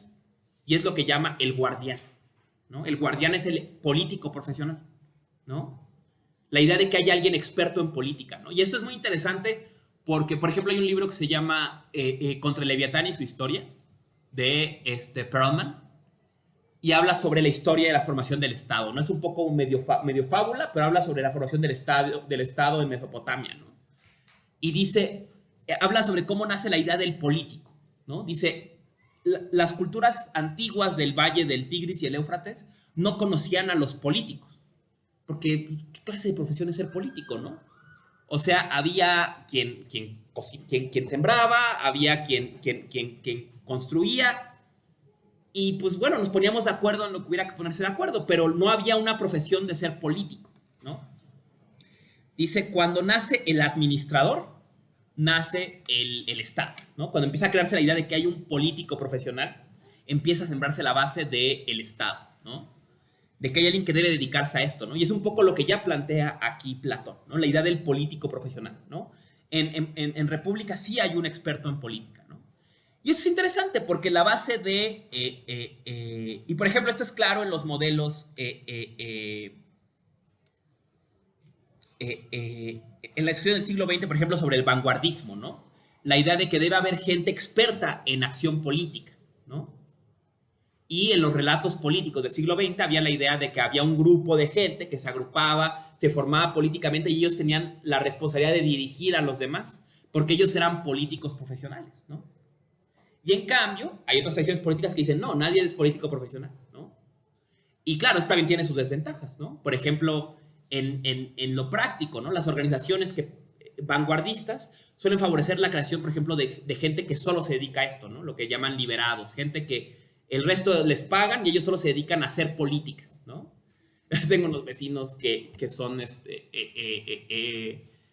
son de un partido político de Tláhuac, no diré de cuál, porque si les digo de cuál van a saber dónde vivo, pero son mis vecinos, ¿no? Y un día no sé qué problema había, creo que no había agua o algo así, ¿no? O no, algo había pasado, así como que se habían robado unos focos o algo, ¿no? Y fuimos a discutir, oye, ¿qué onda? ¿Tuviste algo? No sé qué. Y dijo, no, es que la verdad, no, había que pagar el agua. Que guardamos el recibo y había que pagar el agua. Oye, que hay que pagar el agua. Y dice, híjole, tenemos que ver con el centro porque nosotros, aquí nada más hacemos política. Yo dije, güey, siempre están, o sea, ¿cómo les va con eso, no? O sea, ¿cómo les va con eso de nada más hacer política, no? Pero es esta idea del político profesional, ¿no? El político profesional es este relato del experto en política, ¿no? Mientras que el relato democrático es el de que no hay expertos en política, ¿no? El de que todos sabemos de lo político en algún nivel, ¿no? Entonces les decía, por ejemplo, en modelos políticos con estos relatos de político profesional, ¿no?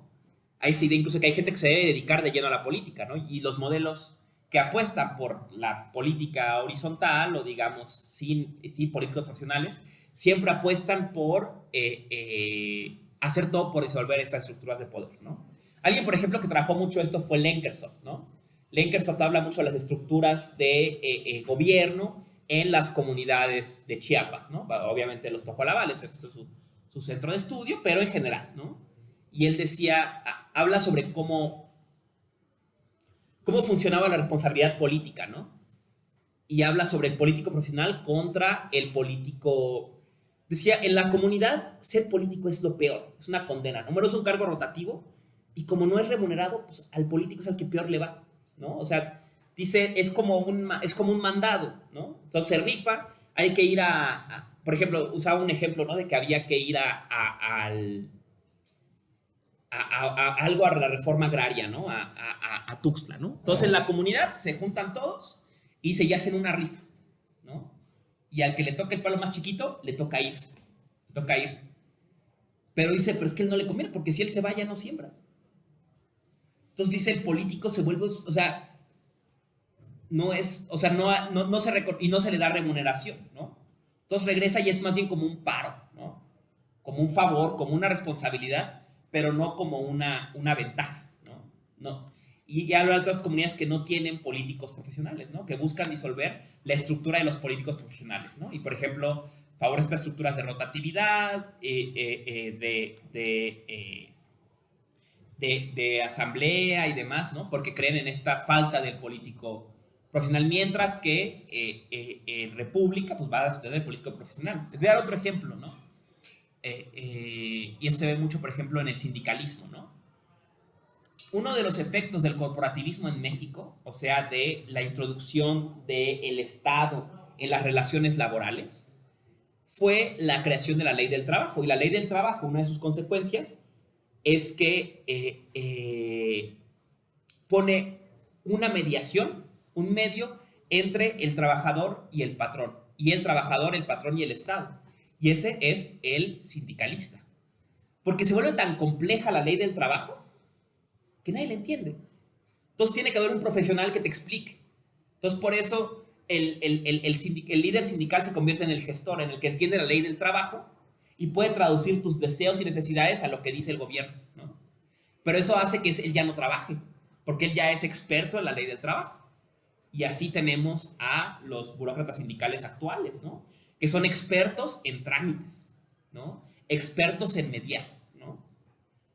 Dice, esto lo decía Valentín Campa, ¿no? Entonces el gran problema, que creamos o sea, yo sé que no me gusta lo que me pagan, ¿no? Yo entiendo que no me gusta lo que me pagan, yo entiendo que no es justo, y les voy a dar el ejemplo nuestro en el sindicalismo en la UNAM, ¿no? Yo entiendo que es injusto que me paguen 1,000 pesos a la quincena por dar una clase, ¿no? Y que no me alcanza para nada, y que no puedo vivir con ese dinero, y que no es justo, y que además no es justo que no tenga ninguna seguridad de que pueda tener la clase el semestre que viene. Todo eso no es justo. Yo eso lo sé, eso me es claro, diría Protágoras. Yo puedo entender que es justo y que es injusto, ¿no? Pero el problema ahora es que ese deseo que yo tengo, se lo tengo que llevar a mi líder sindical para que lo traduzca a términos de la ley del trabajo y en los tiempos y en las formas, y meta los amparos y haga los, ¿no? O sea, y entonces se fuerza esta mediación, ¿no? Y yo ya no puedo decidir directamente o ingerir directamente, sino que entra este personaje que es el sindicalista profesional, ¿no? Y que se vuelve tan peligroso, ¿no? Porque al final, pues él lo que le preocupa no es que me vaya bien, sino el quedarse en su lugar, ¿no? Entonces, en fin, ese es el riesgo del político profesional, ¿no? Y que de alguna forma Platón ya lo ve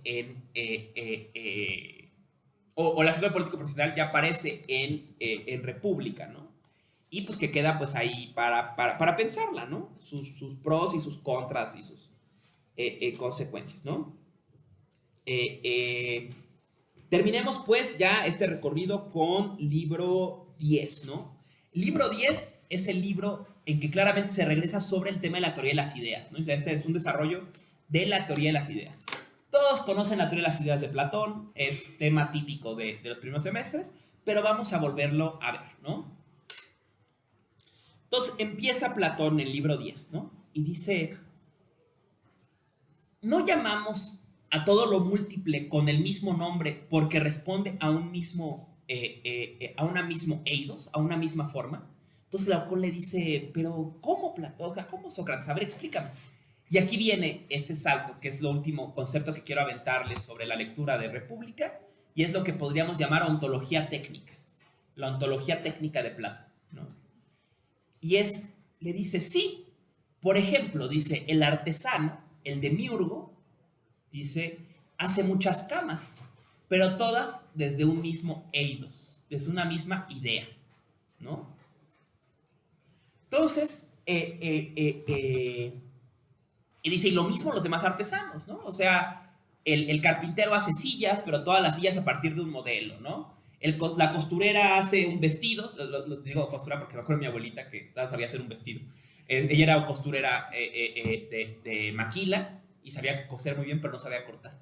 Entonces nada más podía cortar un vestido y a todas mis tías les usaba usar el mismo vestido, ¿no? Porque nada más sabía hacer uno. Entonces lo hacía desde el chiquito hasta el granudo con un moño atrás. Le hacían las muñecas el mismo vestido a sus hijos más pequeñas y a las hijas hasta los 20 años era el mismo vestido porque nada más sabía un arquetipo, ¿no? Nada más sabía un modelo de vestido, ¿no? Entonces, en paz descanse, mi abuelita. Bueno, entonces, así, ¿no? Ella tenía su arquetipo de vestido, ¿no? Y hacía un montón de vestidos, pero todos desde un mismo arquetipo, desde un mismo eidos, desde una misma forma, ¿no? Ahora, lo que quiero que vean es que cuando... Y entonces dice Platón, lo mismo pasa con todas las cosas, ¿no? Todos los particulares, a pasear su multiplicidad, responden a un mismo eidos, a una misma forma. Usando, esto es un ejemplo muy bueno, ¿no? Es como los árboles, ¿no? Los árboles son muy diferentes, pero todos son árboles. Y es más, ustedes pueden tomar un avión ahorita y bajarse en China. Y en cuanto bajen van a decir, ¡ay, mira un árbol! Aunque nunca lo hayan visto. Aunque ese árbol particular nunca lo hayan visto, pero no dudan que es un árbol. Dice Platón porque tiene el mismo eidos, la misma forma, el mismo paradigma, el mismo arquetipo, ¿no? Es el mismo modelo, ¿no? Ahora, lo que quiero que noten es que cuando Platón argumenta la teoría de las ideas, el modelo que usa para todo tipo de creación es la creación del artesano. Y eso es, volvemos al Prometeo. Aquí podemos leer el Prometeo a la inversa, ¿no? Recuerden, ¿no? Entonces, la idea otra vez del Prometeo es que Epimeteo deja a los humanos sin ninguna facultad para defenderse. Entonces, Prometeo le roba a los dioses su técnica, su fuego, su capacidad de crear, ¿no? Vamos aquí a adelantarnos un poco al curso porque eso lo vamos a ver el semestre que viene y vamos a hablar de Spengler, ¿no? Spengler en su filosofía de la técnica en el siglo XX dice, técnica no es máquinas, técnica es una forma de hacer las cosas. Y él dice, por ejemplo, es una forma de ir al mundo, de lanzarse al mundo. Entonces dice, por ejemplo, dice, el tigre tiene una técnica para cazar, ¿no? Que es la de esconderse y saltar, ¿no? El elefante tiene una técnica para comer, que es usar su trompa, ¿no? Dice, tienen técnicas. El caso es que la técnica humana es una técnica instrumental y aparte es una técnica creativa. Pero técnica no es máquinas. Técnica es nuestra forma de ir al mundo. Casualmente el ser humano tiene esta forma de técnica de ir al mundo a través de instrumentos y de instrumentos que crea, ¿no? Entonces, con esta idea en mente, la facultad, la técnica, todo, lo que hizo Epimeteo fue repartir las técnicas, las formas de enfrentarse al mundo, ¿no? Al oso los dientes, al gato las garras, ¿no? Y al ser humano la técnica que le da es una técnica divina. ¿Cuál es la técnica divina? La técnica de crear objetos, ¿no? De crear múltiples, digamos, ¿no? De reproducir cosas, ¿no? Y esta es la facultad del demiurgo, del artesano, ¿no? Pensemos del demiurgo más arcaico, el humano paleolítico que hace un hacha de piedra, ¿no? Y que aparte va afinando esta hacha, ¿no? El acto, pensando en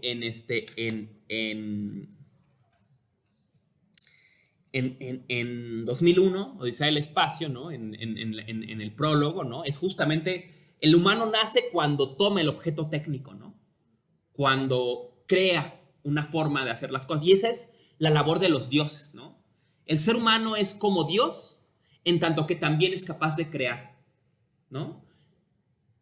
Y por eso, el dios de Platón, ahora yéndonos a Timeo, también es un artesano. Entonces, hay una analogía técnica en Platón.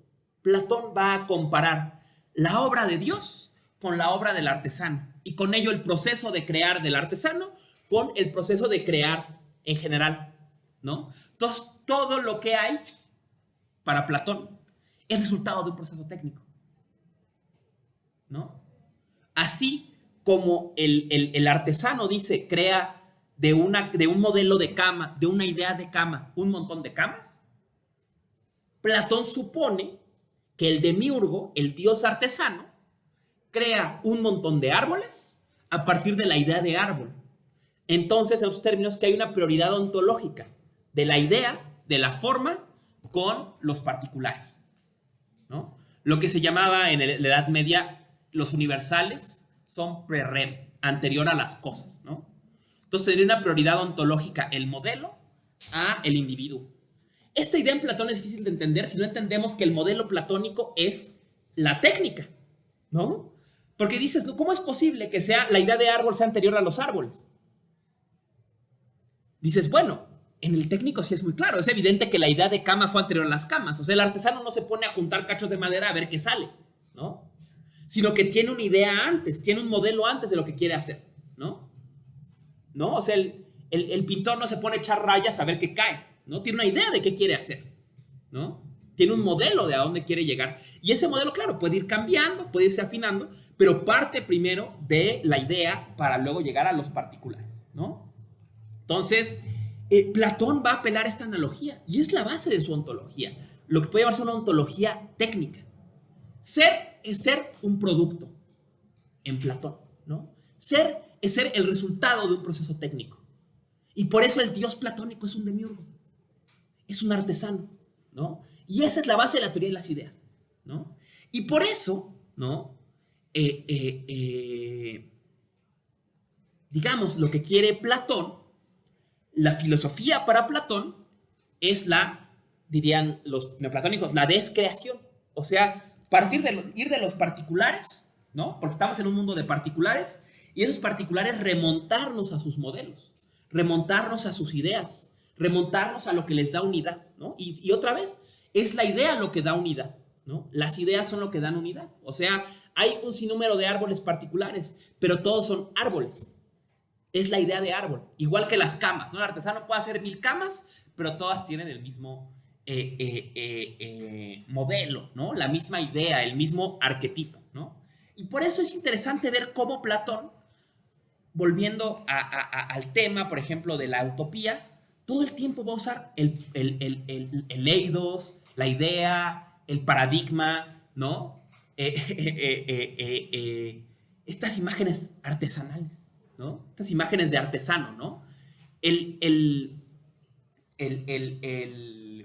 Digamos, ¿no? En otros términos también, si la idea si es de la idea, muchas gracias, de mesa, de cama, de donde se hacen las camas, si es de la idea de árbol, donde se hacen los árboles, es de la utopía de donde se hacen las ciudades, de la idea de ciudad. Y es de la idea de justicia donde se hacen las personas medio justas, ¿no? Y piensen, y otra vez, claro, esto en ética es más claro, en política es más claro. Al artesano no le sale al 100 lo que quería hacer nunca, ¿no? Tiene un plan, y ustedes ven cualquier trabajo artesanal, ¿no? O sea, van a ver ¿no? Los artesanos que tienen muebles de madera, ¿no? Hacen 5 camas y todas quedan más o menos iguales, pero nunca quedan iguales, ¿no? Porque la madera tenía nudos, queda más grande de un lugar, algo queda no exacto igual, ¿no? Todas quedan más o menos así, ¿no? Lo mismo pasa con esta labor ética y política, ¿no? Tenemos el eidos, la forma de la ciudad perfecta o la forma del alma justa. Y tenemos que intentar que nuestro producto técnico, o sea, el resultado técnico, me parezca lo más posible a el ideal, al eidos, ¿no?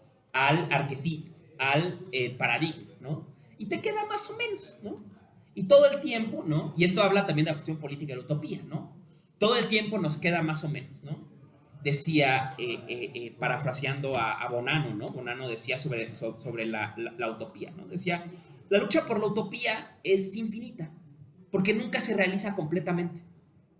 Pero también por eso es invencible, porque siempre está en proceso, ¿no? O sea, nunca se conquista, o sea, nunca vamos a llegar a vivir en la utopía, porque si no, no sería utopía, ¿no? Pero ese ideal siempre es una idea rectora que está ahí, ¿no? Y esto nos va a ayudar a remontarnos a Platón, ¿no? Digo, a Kant, por ejemplo. Para Kant el ideal es la idea de Dios, ¿no? El ideal de la razón, ¿no? Y ese ideal de la razón dice, no es que lleguemos a ser como Dios, sino que pensar en que existe esta cima nos ayuda como a ver hacia dónde, ¿no? Y eso un poco pasa con los arquetipos en Platón, ¿no? Nos ayudan a ver hacia dónde, ¿no?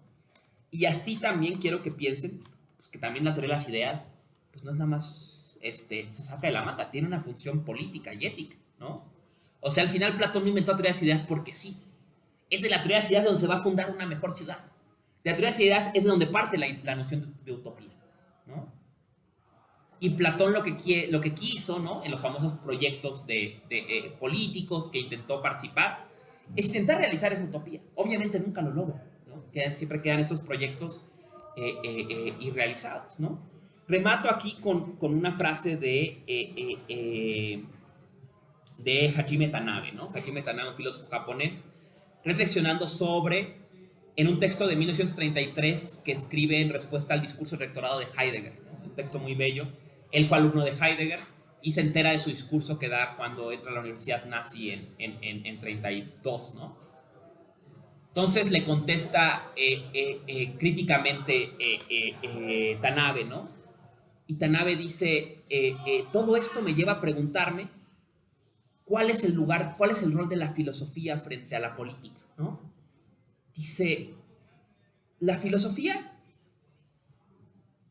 no puede ser sumisa frente a la política. O sea, la filosofía, para volverse efectiva, no debe renunciar nunca a sus principios ni a sus valores para encajar en ningún modelo político, que es lo que le critica a Heidegger. Dice, Heidegger volvió a la filosofía una sierva del Estado. Y él mismo lo dice, la filosofía tiene que ponerse al servicio del Estado.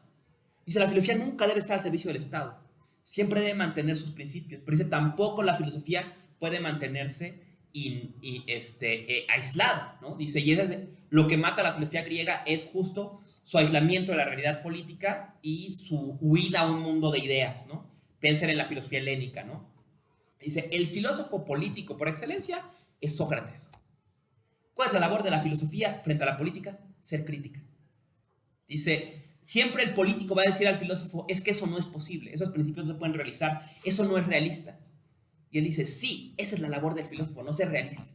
El filósofo es el que nunca debe ser realista, porque el realista es el político, ¿no? El político se va a encargar de reducir esos principios a cosas realizables, ¿no? Pero el filósofo se mantiene como una brújula crítica, porque siempre debe mantenerse en sus principios, y esos principios siempre van a implicar una actitud crítica frente al presente, ¿no? O sea, el filósofo nunca puede estar satisfecho con el estado de las cosas, porque las cosas siempre van a estar en un estado, en términos platónicos, acercándose al ideal, pero nunca van a ser el ideal, ¿no? Entonces, por eso la filosofía siempre tiene una labor crítica frente a la política, a cualquier modelo político, ¿no? Y él mismo dice, criticando a Heidegger, pero lo hemos visto en muchos modelos políticos, ¿no? La filosofía muere cuando o renuncia a su compromiso político o se subsume a ese compromiso político, ¿no? Una filosofía que subordina su labor crítica a cualquier proyecto político corre el riesgo pues, de volverse sumisa, ¿no? Y de perder su carácter crítico, ¿no? Y una filosofía que se mantiene que se aísla en su crítica corre el riesgo de volverse una filosofía inocua, ¿no? Y como dijo, como decía Diana Fuentes de Marx, ¿no? Dice, la tesis 11 de Feuerbach está mal. O sea, la filosofía siempre ha querido transformar el mundo, ¿no? Pero no lo transforma yendo a las casillas, ¿no? La transforma manteniéndose crítica, ¿no? Manteniendo siempre esta posición crítica frente a la realidad política, ¿no? La realidad política es labor del político, ¿no? La crítica es labor del filósofo, ¿no? Y esa es un poco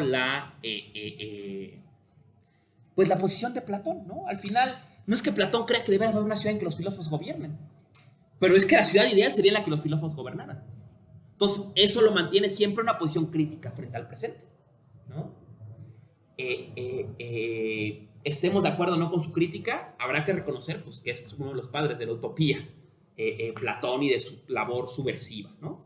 En fin, esto es el recorrido por República. Espero no haya estado muy pesado. Recuerden que este es mi primer semestre dando este curso, entonces estamos experimentando.